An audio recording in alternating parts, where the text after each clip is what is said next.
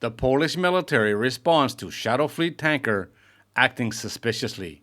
This is from the Maritime Executive, and it was published on the 21st of May, 2025. Tensions remain high in the Baltic, with the latest incident involving a Shadow Fleet tanker transpiring late on Tuesday, May the 20th.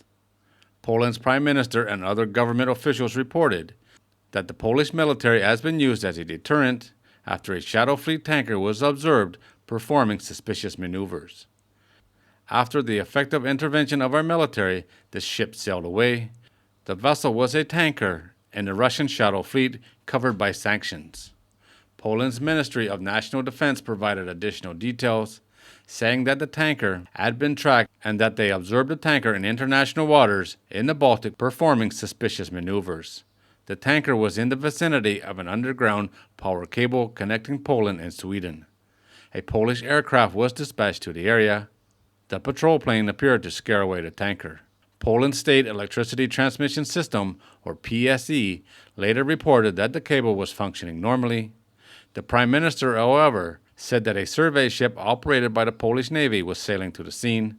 The Ministry of Defense confirmed that the vessel would carry out a survey of the sea floor in the area.